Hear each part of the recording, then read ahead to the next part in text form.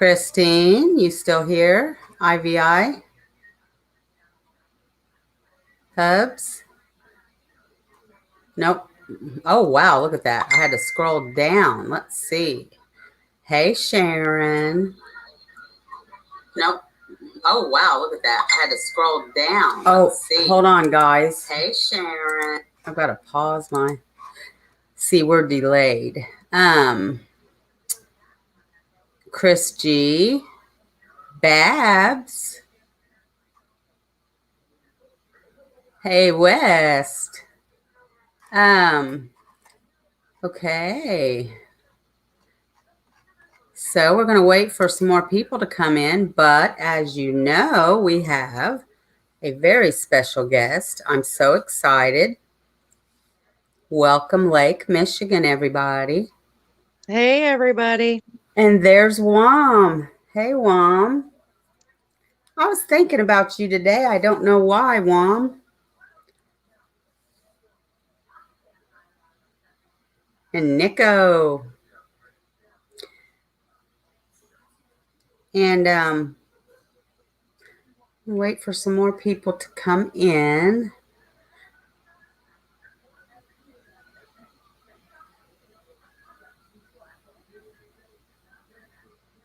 So Lake can't really see the chat. When you're on the phone, you've either got to be just like on the screen or you got to move over to the chat. So I'm going to watch the chat. And if you have questions, then I'm going to put them on the screen for her. I hope I haven't missed anybody. Still waiting for people to come in. I might say this again. I probably will. But tonight, guys, well, we're always going to welcome people. But if we happen to have any problems or anything negativity, just listen for my word, okay, before you take action. Not that I'm looking for it or anything. Thank you, Christine. Hey, Lafayette. You know, I was just thinking about you too the other day. Oh, because I went,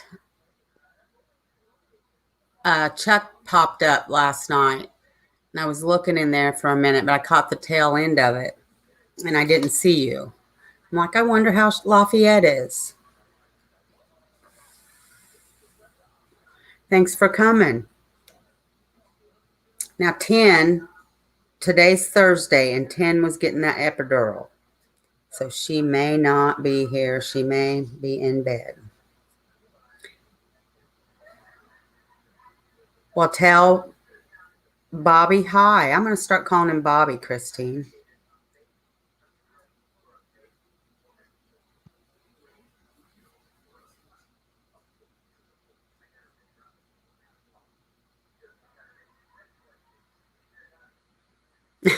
Christine.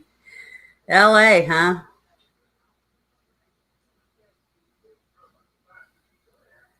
Mel thinks you look like Joseph Gordon. I can't pronounce the last name. I don't know who that even is, Chris.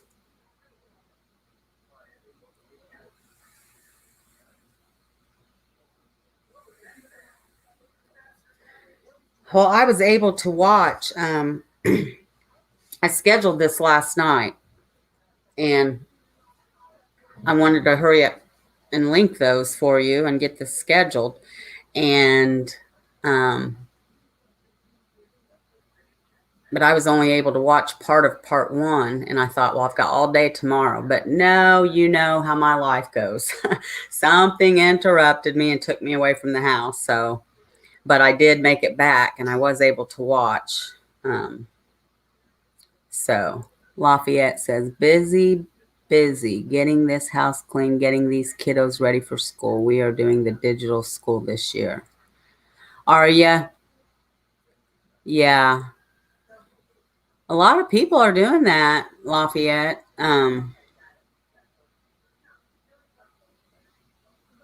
They, and I don't blame people that are. I talked to my friend today, though, because they just moved not far from me, right down the road, actually. Well, they tell me. I haven't been there yet. But her daughter's actually sending her kids to school, which, I see both sides of it. I mean, some parents, they're like, we just can't do this anymore. We work and they weren't ready for what happened. Um, Parents weren't prepared when all this happened before, and it was hard on them. So I see both sides of it, but I just don't think the kids should have to wear masks all day long. But that's my opinion. Angie, how far is Barstow or Barstow from me? Um, I don't know, Chris. I know.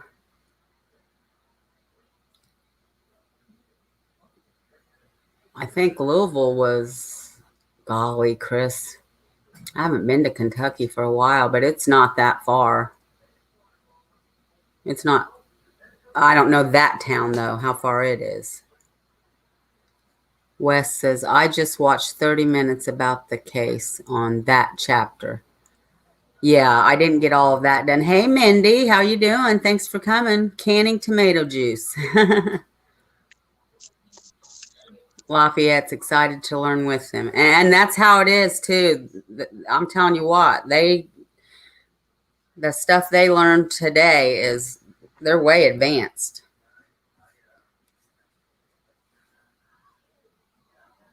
Florence, Kentucky's about 3. Yeah. I'm wanting to say Louisville's only a couple hours.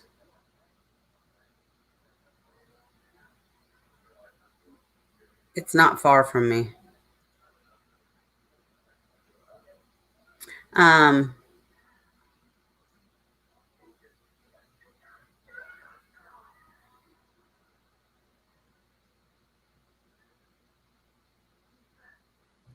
Hold on 1 second, guys. I want to see something. Nico, Sharon, Chris.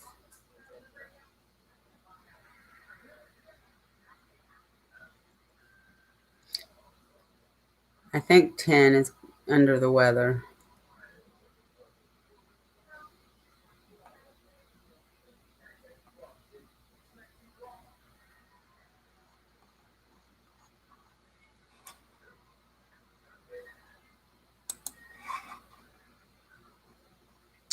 Okay, well, I'm about to drive through Barstow, California in about 30 miles.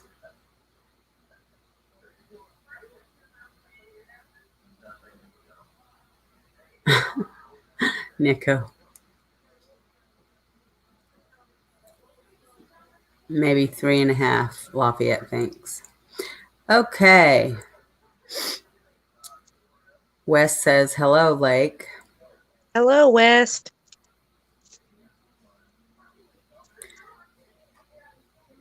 Nope, Mel's not here. She's probably at work still, I think. But so let's go ahead and get started, Lake, and then people, if they come in. Sounds good. I think I'm pretty sure 10's probably down tonight. Well, thanks for having me on. Well, thank you for coming. So, guys, we're going to talk about the Jessica Heeringa case. Did I say that right? I was saying it wrong before. Yeah. Yes, this is it's an interesting case. It's sad, of course. All these cases are, but it is interesting, and it has been solved, but her remains have not been found. And this is something that it's just, we all have that one case that always clings to us, and this is the one that clings to Lake. So I am going to let her have the floor. Okay. Well, yes, it does touch my heartstrings because This happened real close to where I was born and raised. This was in West Michigan in a place called Norton Shores. So it has been solved, but her body was never found, and her family has not been able to give her a proper burial. So it's just really sad. But I kind of have a timeline of events, and if anybody has questions or anything, we can answer them. But I'm just going to read through a little bit, and then we'll discuss it. So Jessica Heeringa was a 25-year-old single mother. She had a 3-year-old little boy, and she lived with her boyfriend, who was also the father of her little boy. She worked at an Exxon Mobil gas station in Norton Shores, Michigan, and she typically worked the second shift, which was kind of like a 3 to 11, a 4 to 12, something like that. And at this gas station, they had no surveillance cameras. So that's the big issue from the beginning. Can y'all hear me good? Yes, like, okay. Yeah, we can hear you. I'm sorry. I had to grab supper out of the oven or it was going to burn. I'm sorry. You're fine. Okay, so the timeline, it starts Friday, April 26th of 2013.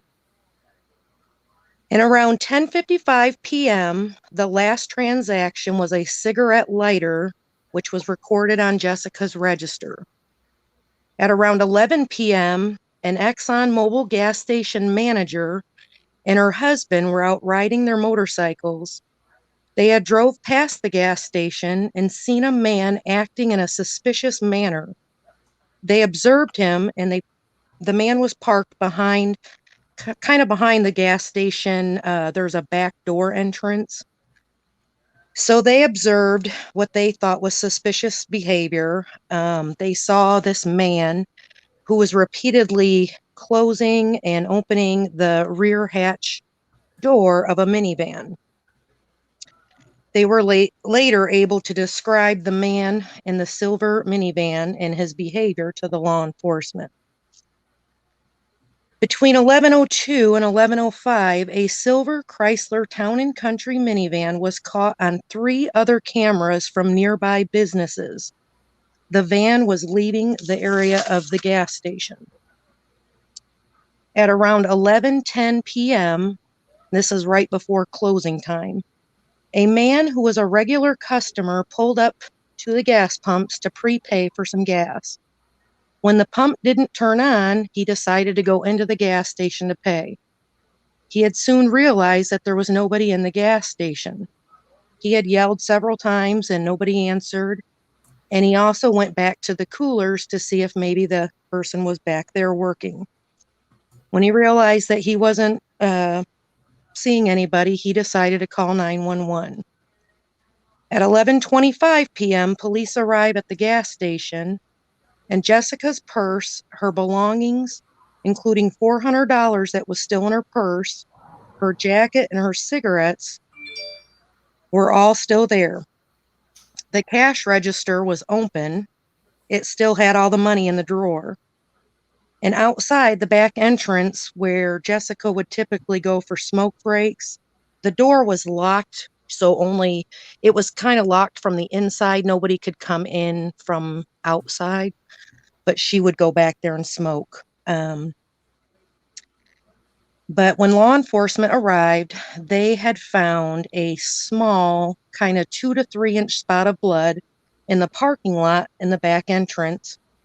And they also recovered some accessory parts to a pistol, a .22 caliber gun. Police and canines searched the area immediately, but couldn't find anybody. So now we're going to kind of skip ahead here. It says over the next 3.5 years, a 75-member task force with 14 specialized divisions, 15 local federal and law enforcement agencies gave 12,000 man-hours to vast the investigation. That included 1,400 tips. They received 33 search warrants that got executed. 20 residential searches were performed, and 12 ground and 2 underwater searches, but they never did find anything. And early on in the investigation, they did come up with a composite sketch of the man, and they also gave out a description of the vehicle, which was a silver Chrysler Town and Country minivan. Now we're going to skip ahead and go a little over a year after Jessica's disappearance. On June 29th, 2014, about 13 and a half miles away from where Jessica had been abducted, a 36-year-old wife and mother named Rebecca Sue Bletch was out jogging. A couple who was driving down the road came upon a woman lying in the road, barely alive. The couple thought maybe she had been victim of a hit-and-run accident. Her head had a lot of trauma and there was a lot of blood. They called 911 and Rebecca was laying in the road, barely alive. It didn't take them long to realize that she was not the victim of a hit-and-run accident, but she had been shot in the head 3 times. She also had multiple bruising and other injuries to her wrists and her legs and her back. She did die shortly after the incident occurred. Police did recover 3 .22 caliber casings around the area that the accident had happened. They did not ever figure out who done it, but we're going to get there. So now we're moving forward just a little bit to April 2016. This is only 2 years after the Rebecca Bletch case, the girl that was out jogging and got murdered, and only 3 years after the disappearance of Jessica Heeringa. So a 16-year-old girl, she got lost walking home from a party. She was out on a rural country road and a man pulled up to her in a silver minivan. He told her she could get in his van and use his cell phone and she could call somebody.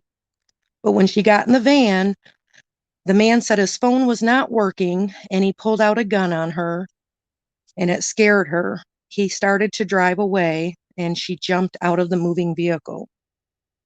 The van stopped and the man was yelling at her, trying to tell her he was just joking, but she ran and she found a home nearby. She'd called law enforcement and law enforcement came and the girl was able to give a description of not only the man, but the van in question. And they were able to find surveillance cameras from a nearby blueberry farm. And when they did the description of the van, they kind of narrowed it down between 10 and 30 silver minivans. And they also got the license plate from the surveillance of the blueberry farm. So they did a composite sketch in a lineup, and the girl was able to pick out Jeffrey Willis as the man who done this to her. Well, when they went to search Jeffrey's home and his van, they found several pieces of evidence that not only helped the case of the 16-year-old girl, but they also found evidence that tied him to both Jessica Heeringa and Rebecca Bletch. In his van was a toolbox hidden in a compartment under a rug. He had a toolbox with syringes, a liquid sedative, handcuffs, a gag ball, rope, and a .22 caliber handgun. The handgun was also missing some accessory parts. Those were the ones that were discovered in the Jessica Heeringa case. In his home computer, they found a lot of evidence, and they found a file that was found in his computer that was labeled victims. And in that file were 2 folders labeled with the initials JLH and RSB, the initials of Jessica Lynn Heeringa and Rebecca Sue Bletch. His password was Jessica's initials and the date after her abduction. Law enforcement also found explicit photos of 2 14-year-old girls that were Willis's neighbors. They found multiple pornography videos and necrophilia searches. He was convicted in all 3 cases, but Jessica's body has never been found. A cousin of Willis's came forward and told law enforcement that the day after Jessica was abducted, he had went to a vacant home that was Willis's late grandfather's. He said he saw Jessica laying on the basement floor naked and unconscious. He had told law enforcement he helped Willis bury Jessica's body near some old railroad tracks, but he later recanted his story and her body still has yet to be found. So that's kind of what Jessica's case was. Um, it's just sad to me that he's still not telling the family where she is so they can have a proper burial. And he's also being looked at in some other cases that are unsolved. So it's pretty intriguing. Yes, it is. So again, everybody, this is Lake Michigan here. For those of you new coming in, I think you know that, but wow, Lake, you did a great job there. Well, thank you. I wish I could see the chat, but I'll say hi to everybody anyway. Um, so does anybody have any questions for Lake?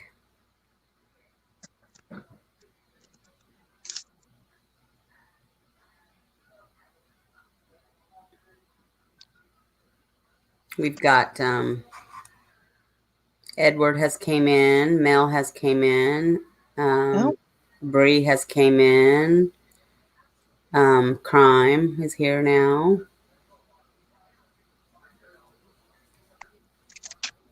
So shoot your questions if you have them, guys. Mel says, love her voice. Great microphone. tell her thank you. Not like hers. Yeah, Chris, after the show. You know what's interesting too about this Jeffrey Willis? He had previously been fired from an elementary school and he was a custodian there. They had fired him for getting on their computer and doing pornography searches. So, kind of a creepy guy. Yeah. Hi, Junie. Junie says, great job, Lake. So West says, question, more of a comment. The cousin Kevin Bloom got off scot-free. It's disgusting. Yes, it is very disgusting. He got time served and then accessory, I think it was accessory to murder, but he basically got time served and I think it was like 5 years probation, something like that. Yeah. But I found I can't believe this. I'm sorry. go ahead. I was just going to say, I can't believe the school didn't, all they did was fire him. Yeah. They didn't press any charges or try to. Yeah, I don't think so. He went on his way and I don't know, a lot of the court trial hearings and 911 calls, those kind of things on the internet. I've watched pretty much all of them, I think, but Whoops. Christine says, did they find any of his victims' bodies? Sorry if you already answered this. And I'll let you well, yeah, well, they didn't find Jessica's, but he come to find out the girl that had been jogging, he had tried to abduct her, but she fought him off. That's why the bruising of the wrist and her legs and things like that. He had tried to abduct her into the van too, but she fought him. So he shot her in the head 3 times. So her body had been discovered. And then the 16-year-old girl, she survived because she jumped out of the moving van. And if it weren't for her, he'd still be on his little killing spree as a serial killer. And just really sad. But I thought some interesting things, and I know you don't talk about Delphi, and I'm not going to talk about it either. But No, I that's kind fine. of I mean, we do. We like I said, we occasionally talk about it. I just don't cover it. Right. And I was It's just okay going to to kind of bring it. reference something that I thought was interesting, that when the FBI had done, when they did the case conferences for Delphi and they had the FBI guy talking, Mm-hmm. remember when he said things like, which I'm sure is pretty routine for any of these kind of cases, but he had said things like, think back to that day. Was there anybody that, you know, had an appointment that they canceled and they had an excuse at the time, but then this excuse is no longer relevant, and did they change their appearance and those kind of questions. And the same thing in this case. His wife, interesting thing was, his wife said back in 2011 that they had kind of separated but stayed living together, but it was an odd type of marriage, I guess. So they are divorced now, but she had testified that back then he did change his appearance. He was always heavier set, and he had lost a ton of weight. He had his hairstylist put hair coloring in his hair. Mm-hmm. He grew out a beard and mustache. Yeah. Um, he had told his boss he worked third shift at a factory, and he did not show up for work the night that Jessica Heeringa disappeared. And he had told his work that he had a flare up of gout and that he wasn't able to walk. So he did not show up to work the night of Jessica's disappearance. And I guess he didn't show up like several days after. And the wife said he never even had gout. And Jessica's body, when the cousin said that Jessica's body, that he saw her laying on this basement floor, he had a second home that was vacant that used to be his grandfather's, and it was somehow still in the family or something. But they basically said, that that's where he took Jessica. They believe that, he did do some horrible things to her, and he killed her. And they think that the date that she was killed was the very, this happened at like 11 o'clock at night. So an hour later, or midnight, would be the next day. They sometime that next day she was murdered, because that file he had wrote victims and used the date of the following day. So they think she died that day. Mm. But I watched that testimony. Yeah, yeah, you're right. That is interesting. So Mel says, "Is this case special to you, Lake? Very knowledgeable." It is, Mel. I was saying at the beginning, this happened in West Michigan in a place called Norton Shores. It's over by Lake Michigan on the west side. It's kind of a suburb of a place called Muskegon, Michigan. Um, I grew up pretty close to there, born and raised. I don't live there anymore, but all of my family does. So, yeah, I kept up with this case. And like I said, there's so much stuff on the internet and YouTube of all the trials and the 911 calls. The 911 call of the couple that come upon Rebecca being murdered in the road. That one was horrifying, sad. They had to try to do CPR on her. She was still clinging to life, but because of her injuries, they just weren't even really able to do the CPR on her. Yeah, that's sad. So I see a comment from Mel. She says, "Chris, I'm asking Lake. I got here late." Yeah. I'm going to try to say this in the nicest way possible. That's why we try to stay on topic with one case, the case we're covering, because it kind of distracts me sometimes, um, and then it distracts the chat. And um, So yeah, Mel was talking to Lake about this case because we are covering this case.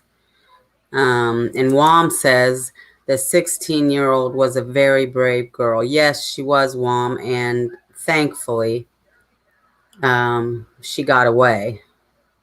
Yeah. And then on the internet, YouTube, where they show all the court hearings and stuff, there's multiples. I can't even remember how many, but when they discuss the case of the 16-year-old, they don't even use her name. So the case trials go by like part one, part two, and I can't even find a part three, but I think it's because she was underage, and so they don't use her name. In the Jessica Heeringa case, they would refer back to the 16-year-old as well, but they would only use her initials. Right. Yeah. Yep. Yeah, West. Jeff never went to work either that night. And Mel asked what state, and Chris answered it was Michigan. Hi, Dana. How you doing, honey? Thanks for coming. Crime says, great job, Lake. She's sorry she arrived late. Oh, thanks, crime. Better late than never. Hi, Jerry. Jerry Rocks is here. Hello, Um, Drew. Christine says she's driving and through the desert, so she's probably off and on. But I'm sorry. Can you say how he got caught again? I think my phone was buffering. You want to answer that, or you want me to? Yeah, you can. So he was caught because a 16-year-old girl, she had been walking on a rural country road. She had went to a party the night before, and I guess she was trying to walk home and got lost. But he had come to her and told her she could get in his van and use a cell phone. And when she got in the van, he pulled out a gun. He had told her his phone wasn't working no more, and he proceeded to drive off with her. Well, she bravely jumped out of the moving vehicle, and she was able to get to a home and call 911.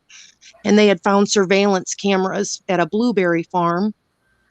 I think there was more footage too from other places that they found, but ultimately they were able to track down the license plate in that minivan to Jeffrey Willis. Okay, and Otto says, did the 16-year-old know the orange tip gun was a toy? Yeah, I think they said back, it's been a while since I've read a lot of this, but she she said she thought it was a toy gun because it had the orange tip on the end of it. But from my understanding, in the Jessica's case with the 22 caliber, that was a real gun. So I'm not real sure Yeah. if it was a toy gun or a real one, but I know there was a real one involved in Jessica and Rebecca Bletch's. Wow. But Well, he was a very, sick individual, that's for sure. I mean, they yeah, found all this stuff on his computer and kill videos, and they said in court that not all of them were acting ones. Some of them were real live ones. right. So that Yeah. meant he filmed himself. Is that what that meant? I think it was actual footage of like, I don't want to say rapes, but it was like kill and torture videos and Mm-hmm. you know what necrophilia is, right? Mm-hmm. Yeah. Yeah. So they said, he's a pretty sick guy, but he just, I watched the court hearings and stuff, and the only time I seen him even get choked up or feel remorseful or cry was when they brought up his late grandfather. Like he completely denied of involvement with her, and I thought, just give her family some peace, let them at least bury her. You're already going to prison for life. Right. Why not tell where she is? They've done multiple searches and never found her, but I really tend to believe that cousin of his, that Kevin Bloom, I think his name is, When he stated that he saw her body on the basement floor there and helped bury her near some railroad tracks. I think there was some truth to that. I don't know. Hmm. Around there, there's railroad, like Indiana, railroad tracks everywhere, you know. Yeah. So Junie says, how did the gun not get connected back to Jessica? It did get connected back to Jessica because when Jessica disappeared in the parking lot of that gas station, they found blood that was Jessica's, and they found accessory pieces to a 22 caliber gun. It was for like I think it's like one of those scopes, you know, like the laser scopes that have, I don't really know a whole lot about them, but it was a set, they called it accessory parts to that laser scope. And when they did find him and they found the gun, that gun was missing those same accessory parts. So that gun did get linked back to Jessica. Wow. Dana says, that disgusting beast blew a kiss to Jessica's family when he left court. Yeah, he's a real sicko. And I truly think he would have continued on had it not been for that 16-year-old girl. And, you know, they think he's been involved in other case. I know there's one for sure that was in the late 90s that's unsolved. And they question whether he's involved in that too. But, um, you know, I don't know. It's just mind boggling how disgusting, like you know, you just go to work and you people like they interviewed his best friend and he said, you know, like, you know, he was such a nice guy and would do anything for you, and if you needed something to borrow he would let you borrow it. And I guess he took his grandfather to breakfast every Sunday. And so, you know, when they say like hiding in plain sight or Yeah. living a double life, that was for sure him. And Who was you know, set up, Chris? You think who was set up from the beginning?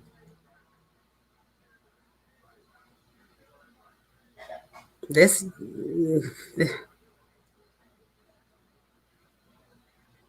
are you talking about another case?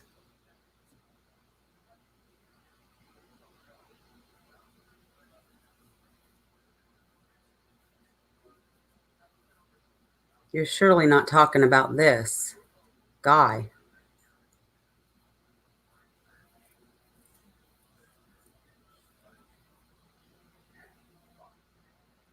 yeah. And another thing interesting to me was, I guess the night before she was abducted, she was working again, the second shift. And a woman had testified in court that she had went in there and it was late at night again. And she said there was a guy in there and you know, she had been talking to Jessica and she said, you know, it's unsafe for you to be in here by yourself so late at night. You should have your, you know, your husband come sit with you. And she said Jessica looked like you know, like a scared look or something. Mm-hmm. And the man had made a comment. She also has her um, Customers. customers looking out for her. Well, she pointed out that that was Jeffrey in that gas station the night before she was murdered. Mm-hmm. And he was a regular customer to that gas station because he worked at a factory right down the road. He would go in there before his third shift. Yeah. Yeah, I saw that too. And Yeah. and because she was probably already, I remember years ago, I worked at a village pantry when I was like 18 and in Lafayette, and it was the newest one at that time. And I mean, you guys probably don't know where this is. Lafayette probably does. It was on McCarty and Creasy. It's where Enterprise is now. And it was at that time, because Lafayette hadn't grown out yet, it was in the middle of nowhere. And so I was always nervous. So she was probably already on edge anyway. I think most people probably are working at gas stations or little mini marts at night because they are, you know, prime pickings for robbery. And so Mm. then somebody saying that, and then that creepy guy saying that, you know. Yeah, the not having surveillance cameras just really pisses me off. It's like, this day and age, what business wouldn't have them? I mean, you got a young girl working there by herself at night. It makes no sense to me. Right. But and Wom another, says, go oh, ahead. I'm sorry. I was just going to say, Wom says, I think Chris might have met with his van and stuff. Well, I don't think he was because of all the stuff they found on his computers and everything else. And the things they found in his van were things he used on the victims. Hmm. Chris must have left because he's not answering. Chris, I don't think he was set up. I don't think he was set up. I mean, Mm-mm. one girl got away, and I don't think he was set up at all. Mm-mm. Because all the evidence linked back. And the cop that testified in the court too, he had said that the silver, it was a Chrysler Town and Country minivan, but he said there was specific things about that van that was caught on surveillance that were somewhat um significant, as far as like they weren't a big item on all vans. Like there was a certain antenna, there was certain wheels, and a rack, like those racks that are on top of vehicles. But it Mm-hmm. was it was a certain type of rack, so they were able to track that pretty easily. Right. And Dana points out a good. He had files on his computer with Jessica and Rebecca's name and dates of their abduction and murder, Yeah. and yeah, he would. They said he was a sadistic killer. Um, I mean, yeah, he was prepared. I believe he premeditated this. I'm sorry, Chris. I've got to totally disagree with you on this one. I Definitely mean, they had meditated. so much evidence against him, but while you mentioned Delphi, I would like to say something because I talked to Becky, Patty, and I had a nice talk yesterday, and we got into the evidence and stuff and how the cops are handling that um, and how people are coming down on law enforcement. Um, and she just said, they have to keep everything close because what they have is only what the killer knows. And that's their hand and they can't show it. And I told her, I said, we've gone over some true crime cases. I said, and I know at least three that we have. And I said, and the main one that comes to my mind is the Eric Cross case, where they just didn't say anything. They waited for that one tip. And I said, and when I covered that case and I was, you know, going through everything, and when I saw that, it was like, bam, I thought of Delphi. And Becky's like, yeah, they have to. And she said, everybody keeps coming down on law enforcement. She said, but they have to. And she said, everybody's so frustrated. She said, do you think we're not frustrated? She said, we lost our babies. We're frustrated. She said, but, you know, so yeah. But that just made me, when you said that had reminded you of Delphi, I just remembered that I'd had a talk with her yesterday and that came up. Oh. because Delphi's not the only one that handles that way. Yeah, I've seen that on some other cases, but it must be pretty true as like they try to change their appearance or didn't show up for an appointment or work, whatever. But I mean, I'm sure that's in not all cases, but um, it makes sense, And I think even in like Delphi, when they're saying, did somebody not show up for work or whatever, but if you think back, like with Jessica's case, in Michigan, it was a big, huge thing on the news, and it was on the news daily. And I would think, why wouldn't an employer, come out and say like, well, even if they didn't think he was the type of person, but like, yeah, this guy didn't show up for work. That was right in. I mean, I think the factory that he worked at was just a few miles from that gas station. Yeah. So it's like, why didn't you come forward right away? But maybe they just didn't connect it or. Right. And another thing, I know I'm back on Delphi again, but everybody comes down so hard on them calling off the search. I've seen a lot of cases, and I still see them, new cases where they call off the search at dark. Yeah. And even where the terrain, I mean, it doesn't have anything with the rough terrain or woods or anything like that. It's just it's typical in a lot of cases. Who would have motive to set him up, Chris? Yeah, I just don't think anybody set him up. I mean, there's just way too much proof. Well, who set his computers up then with the exact dates and everything? Who the same bullet matched that killed Rebecca?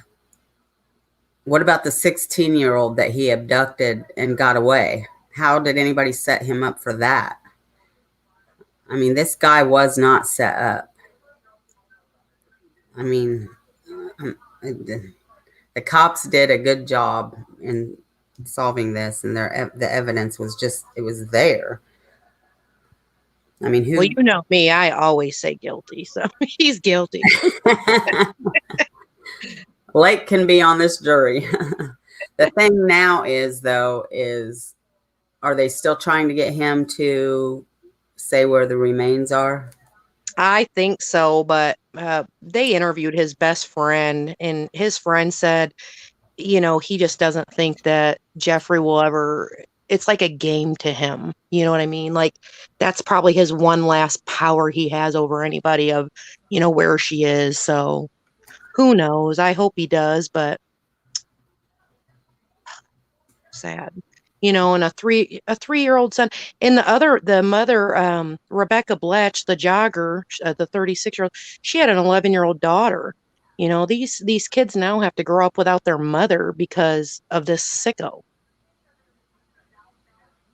Ugh. Yeah, isn't that's terrible. And like Delphi, how everybody's accused everybody's bridge guy. But I remember back when this happened with Jessica, even though there was a witness to, a sketch and a witness of this van and everything, people still questioned whether it was, the gas station owner had something to do with it because he didn't have surveillance. And then it was the couple that were driving their motorcycles. The woman that was a witness to the suspicious behavior of this van, she was a manager of the gas station. And they thought, well, if they saw suspicious behavior and she was a manager of this gas station, why didn't she investigate what he was doing? But so then they were questioned whether they were involved. And I remember the boyfriend, the little boy's father, her boyfriend, they questioned him over and over and over. And people were just on the online accusations that it was him. And Yeah, I bet. But I did question. I didn't think the gas station, the owners were involved, but I did think, well, why didn't you go back there? And because they thought she was stealing. Yeah. But I then thought, we well, if saw the him. manager, why wouldn't you investigate that? Yeah, she could have prevented this from happening Yeah. Well, because they said they saw him, opening and closing this hatch of the trunk or whatever on his van, but he had sped off out of the parking lot.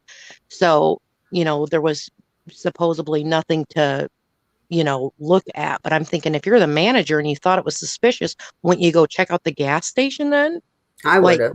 maybe Jessica just got robbed. You don't know. Yeah, I definitely, that was going through my mind when I heard that. I was like, what is wrong with you?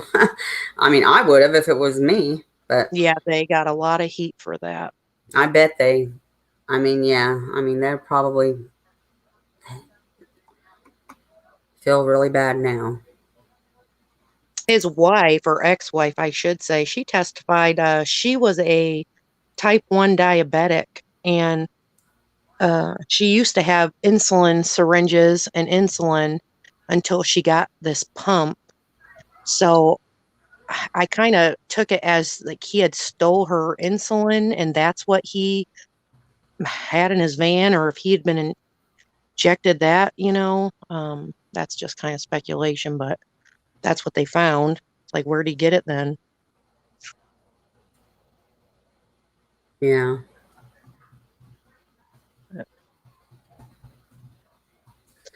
Um,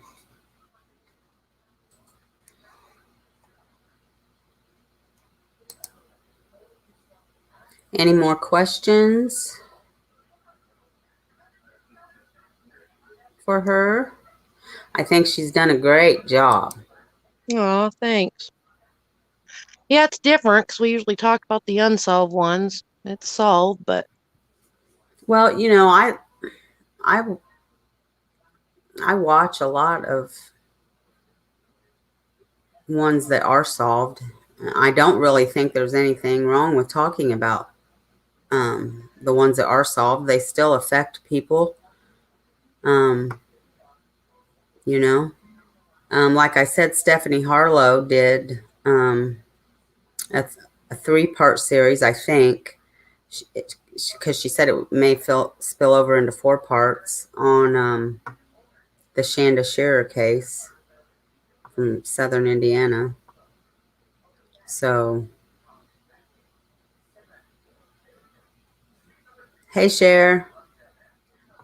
I share.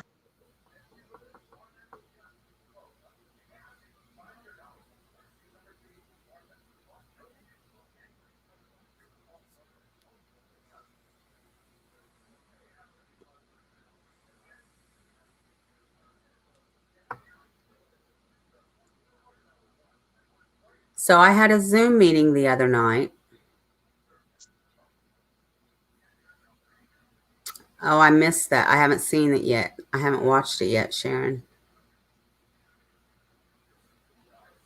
Hey, Ange, Huh? I'm gonna mute my mic for just a few minutes. Okay. Okay.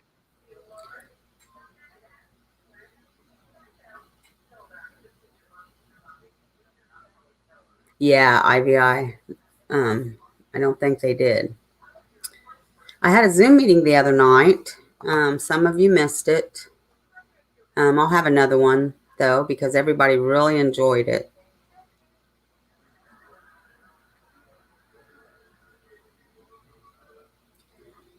Oh, I bet she does, Sharon. She should if she doesn't know. Lori Vallow.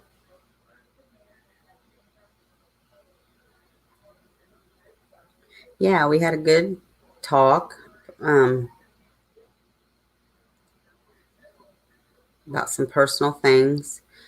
Um, so I'm only gonna um, say a little something here, and then I'm not gonna. Oh, IBI says, by the way, I'm sorry to have left Zoom the other night. My computer lost power. Oh, okay, Ivy. That's fine, honey. Um, so I'm just gonna say a little something, and then I'm not ever gonna speak of it again. Um, but I just want you guys to know that whatever happens in the future, any craziness, any whatever, um, I am going to ignore it. I am not going to respond to it. I am not going to react to it. I'm just not. Because I and none of us here are about drama. Um, but I do want to say that I had a talk with somebody, and we had to talk about Greeno. And I just want to say that if there's anybody at all that matters to me of what they think about that, because, everybody's making such a big deal about me and Greeno, um, it would be this person and another person. Um, and they don't have a problem. As a matter of fact, they said he's brought a lot of light to this case. I don't like some of the things he's done, but I've got onto him and we've talked, and that was that. And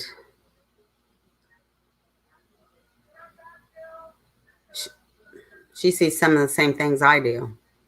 But the point is that person is who I would care about and if that person can see things and have passion after all she's been through, continues to go through after what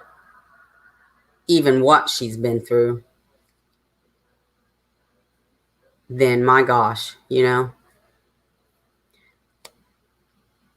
And actually, she says, I catch flack because I'm friends with another person on YouTube, but I see in that person what you see in Greeno. So maybe out of this tragedy, God brought us together, and you just keep praying for him, and I'll keep praying for her. And I'm not mentioning names because I don't need to, but that talk meant a lot to me because that person means a lot to me, and she's a very strong lady. Her and that family has gone through hell, and she can still have passion for people. So I just wanted to say that. But from here on out, we will not react, and I don't care what they throw at me or anybody does. I'm not leaving YouTube, okay? And so that's that. And we'll have no more talk about it, okay? So, Hey, yeah. Ange, Yeah. I'm going to go ahead and get in the chat. My hubby's got to get ready to go to bed, and my son is awake. So I'm going to go ahead and get in the chat if nobody else has any questions. Okay, honey. Well, thanks for having me on. Well, thank you for coming on. It was great, and you did great. Oh, thank you. I enjoyed it. All right, I'm going to get in the chat. All right. Bye-bye. Bye-bye. Greedy Greeno. Okay. Now let's just handle things, guys, because when somebody comes in here and right now I want proof. So don't do anything, okay? Unless I tell you guys to. Oh, and that's another thing this person said. I said, do you think he exploits for the Delphi case? And she said, she laughed, she giggled, she said, well, who doesn't? She said, there's all kinds of people on YouTube that's exploiting for all kinds of different cases.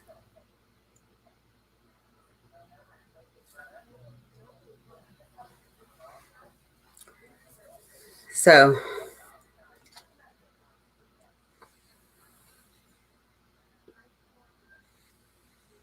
is Chris leaving?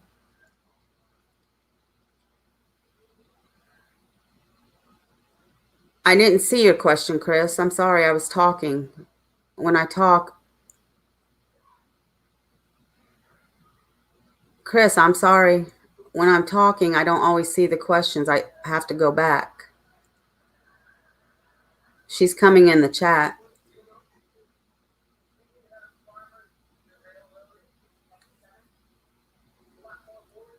I'm sorry, Chris.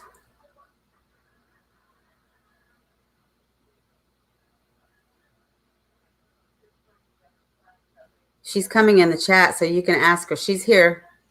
Ask the question, Chris, if you're still here.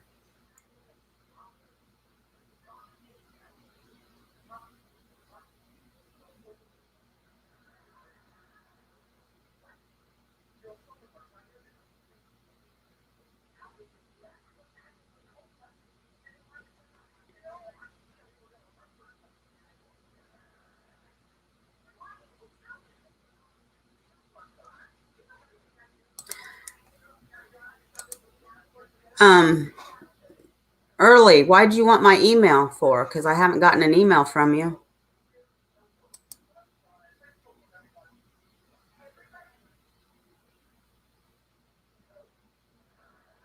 And this is who I've always been since day one I've been on YouTube. So my demeanor hasn't changed at all. This is me. This is who you get.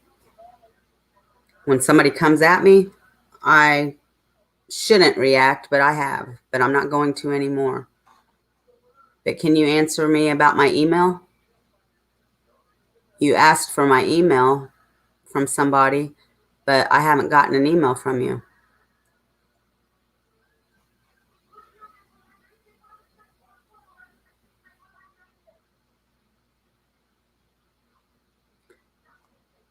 Well,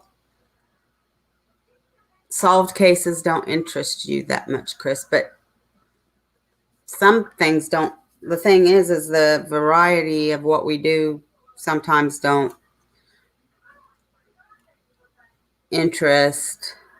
Like some case we cover may not interest everybody else in the chat. Like Otto and some of the others would just rather do chit chat and not cover cases. So I have to, I have to move around.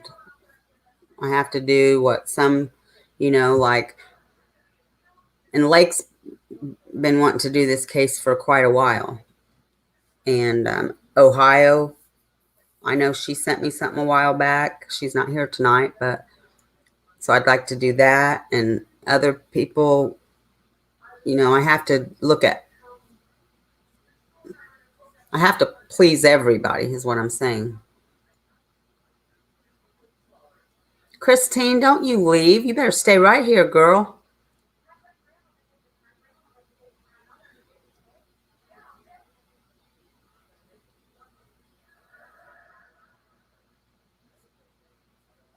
You haven't been on vacation early. You've been trashing me. So just tell me what you were going to email me about.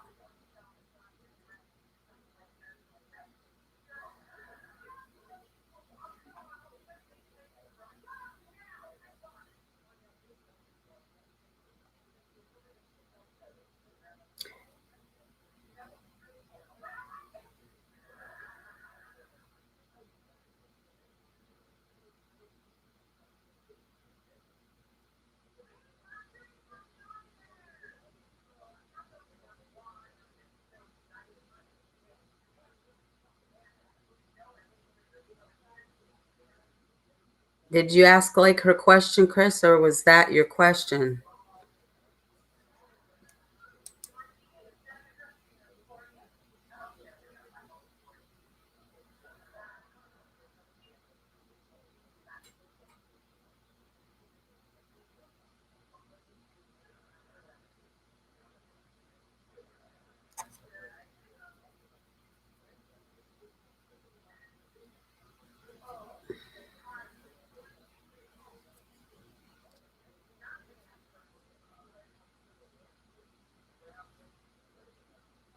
And I've been committed to God since I was 12 years old, but I've not been perfect.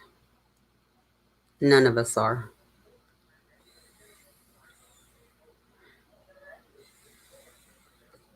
I've said that 100 times or more. I don't claim to be perfect.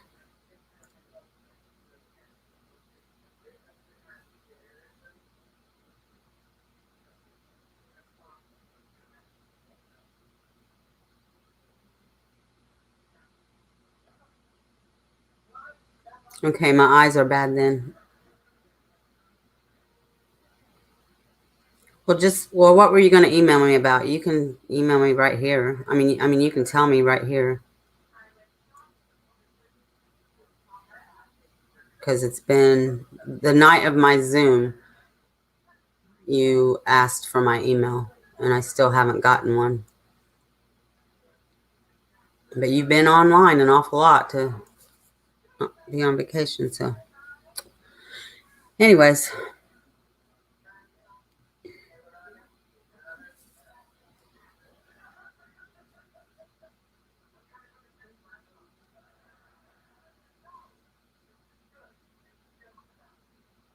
right, Sharon.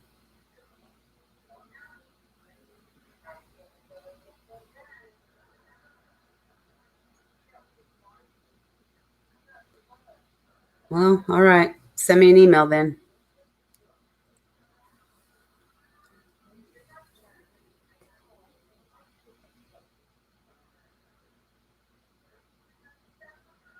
Right on, Dana. Nico and Otto, you read those stories in the Enquirer?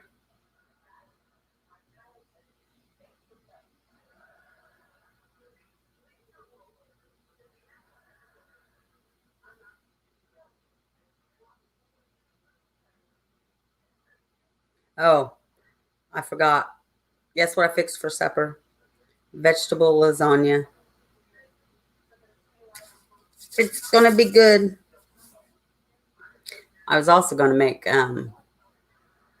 mashed cauliflower. I love that stuff. I can make it taste just like mashed potatoes. But I thought, well, that's just another vegetable with vegetable lasagna. So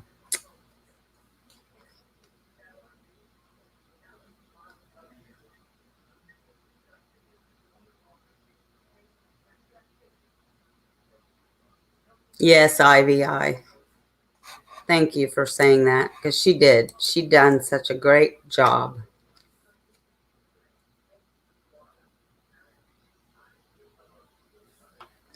Simmer Down West was who I was talking to. Early riser, she changed her name.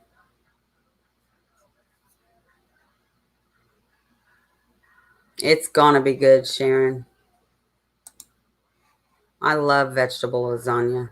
I like, you know what? I like vegetable lasagna and I like chicken lasagna better than I do regular lasagna. Chris, you need to eat your veggies.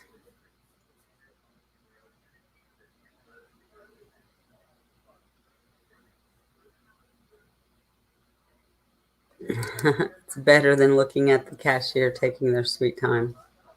Honestly, I don't know when I last looked at a magazine in line.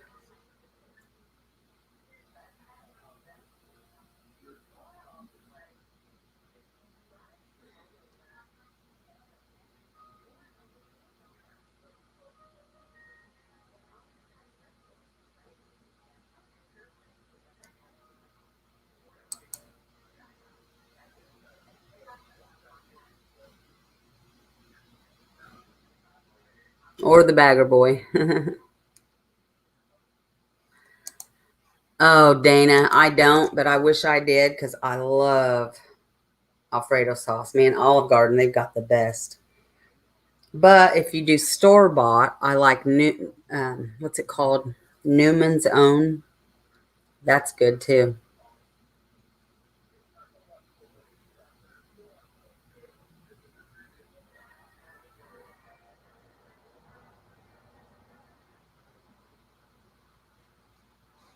Oh, you can't go by that crime. You know that, right? Speaking of the weather, who thinks winter's going to come soon and that it's going to be a bad one?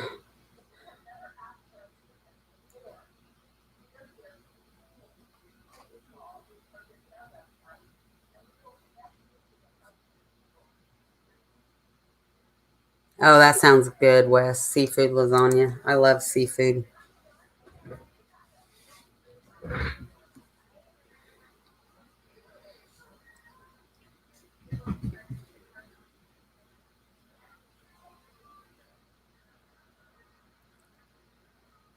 Yeah, Bree, you've been quiet.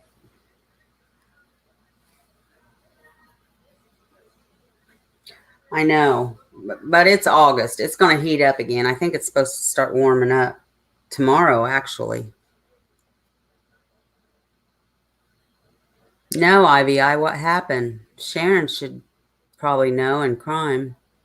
What happened, Ivy?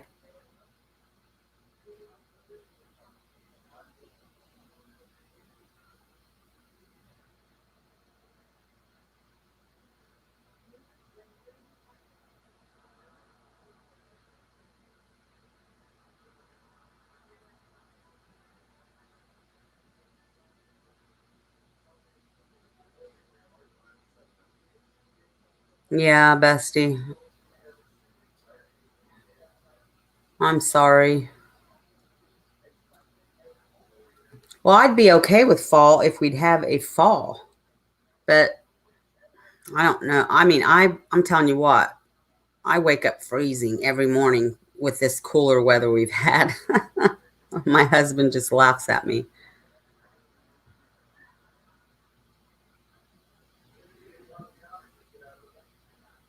I hope we don't get much snow.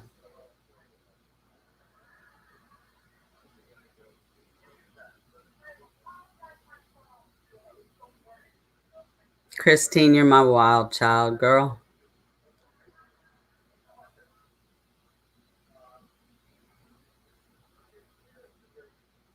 Even though you're not young enough to be my child, because I'm only 50. I do want to say that I'm 55 0.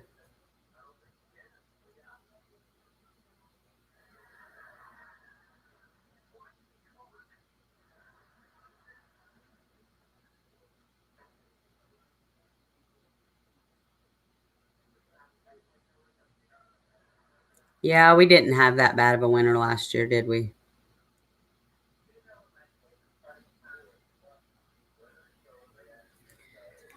Okay, simmer down is what I'm going to call you. And I have to ask, why are you here? Because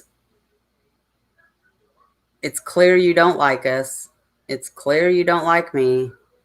And you have been trash talking me over there. So why are you here?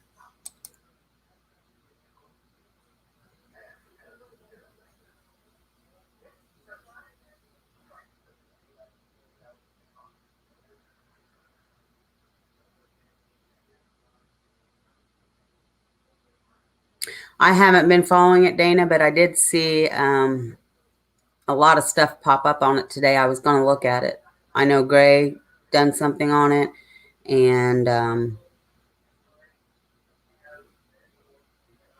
I saw a couple of big news channels.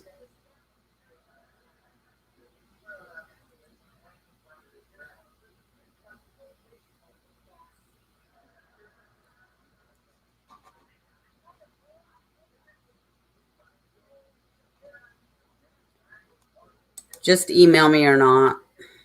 Simmer down.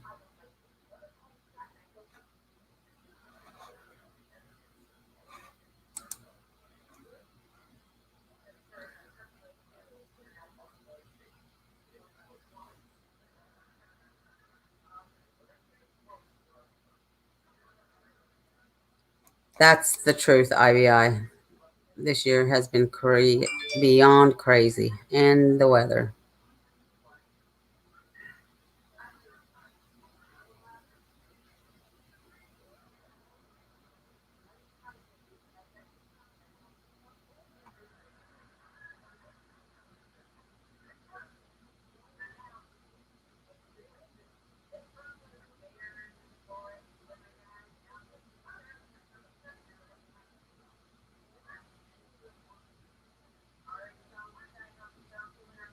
Okay. All right. And no, actually, you don't come here all the time. You haven't been here for a long time. Not on my channel, you haven't. And I think everyone in here knows that and will say thumbs up to that. You have not been on my channel for a long time.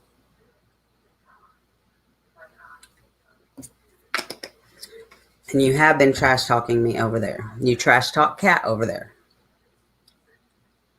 Maybe not lately, but you have in the past. Cat.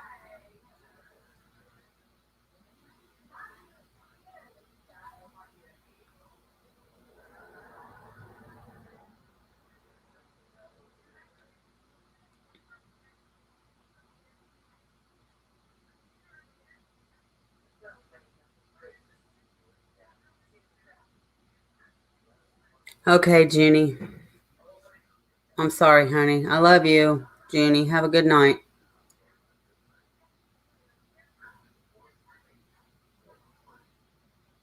Well, I hope it doesn't snow, Sharon. Bad. I mean, I don't care, I guess, because I'm at home all the time anyways. I'm a homebody, so I don't care if I get snowed in.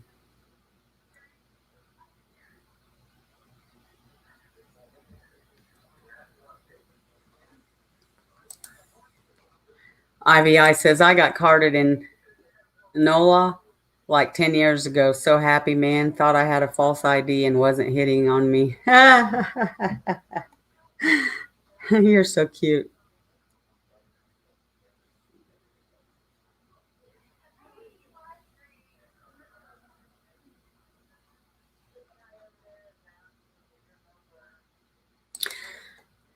And I do want to apologize to anybody that innocently got drug into it. And I do want to apologize to Andy Stitzer. He didn't do anything wrong.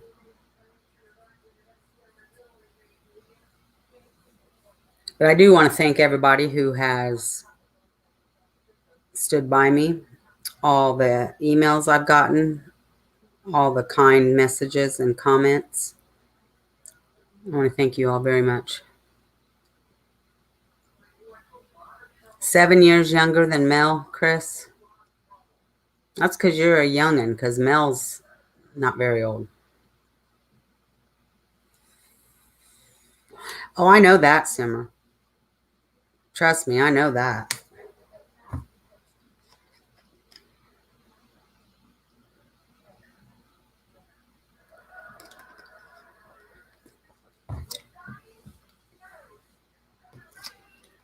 Well,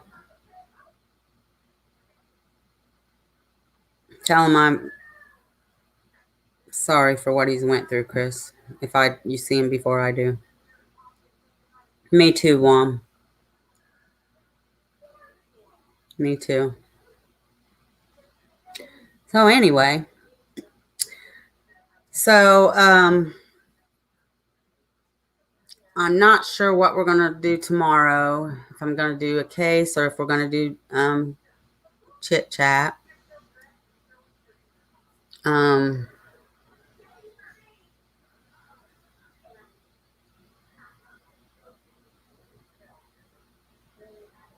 Barry sent me something too. See, that's the thing. I'm getting sent cases from different people, and I don't want to just do.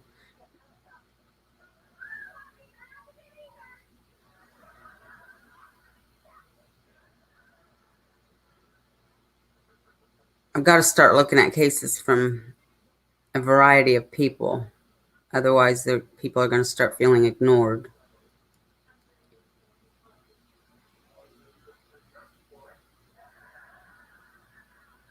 Thank you, Dana.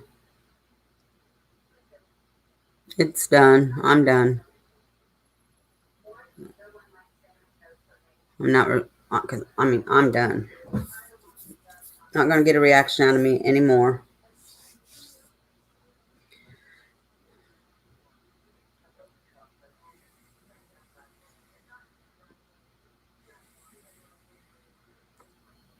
Yes. Of course, we like Dana.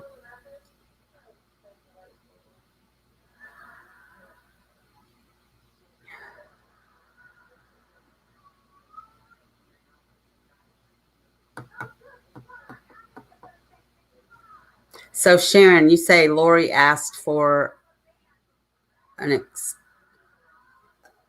an extension or a postponement? How does she just keep getting what she wants, though?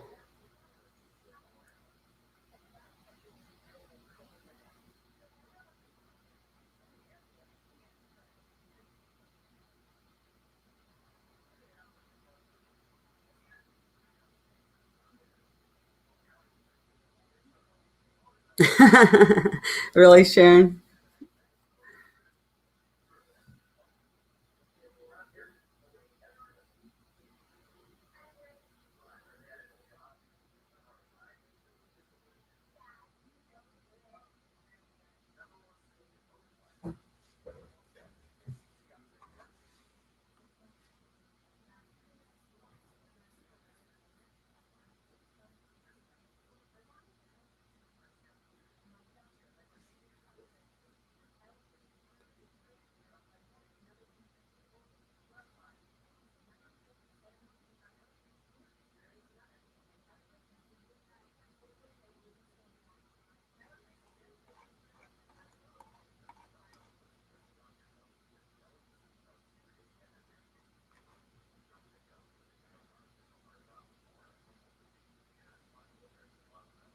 Oh, she waived preliminary hearing. Okay.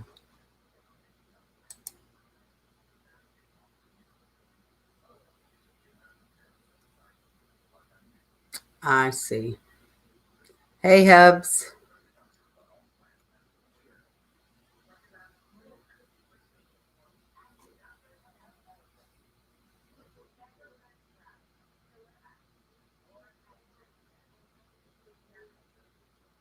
Oh, really? Okay. Thanks, Dana. I did not know that.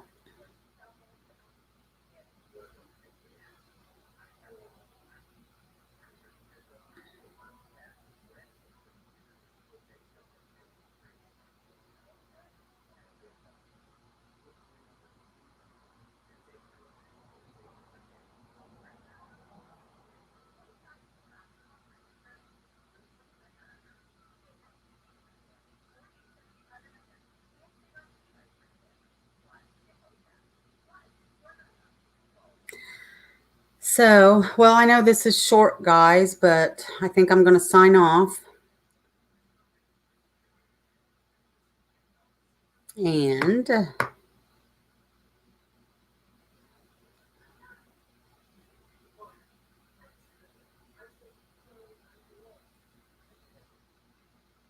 no drama here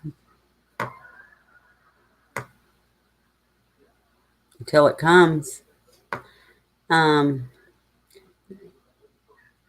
do you crime? Yeah, I know. I don't know. I'm just comfortable right here. I'll still go out there.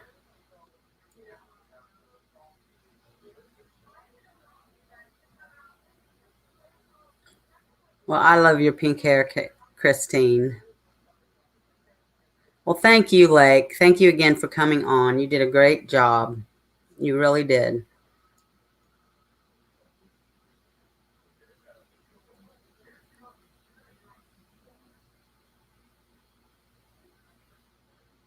Well, I'm planning on doing something with my hair.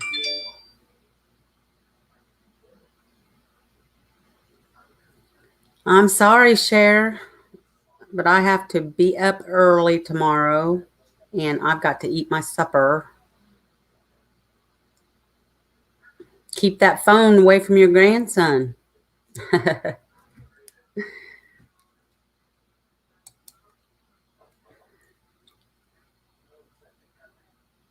Oh, I'm signing off, Edward. Thank you for coming. And thank you, Ed, for everything too, buddy. Thank everybody for everything.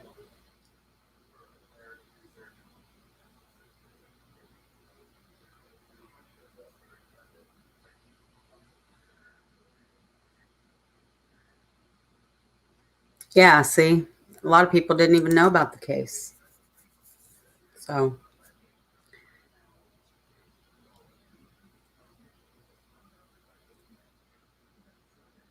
Good night, everybody. You all have sweet dreams and have a good day tomorrow.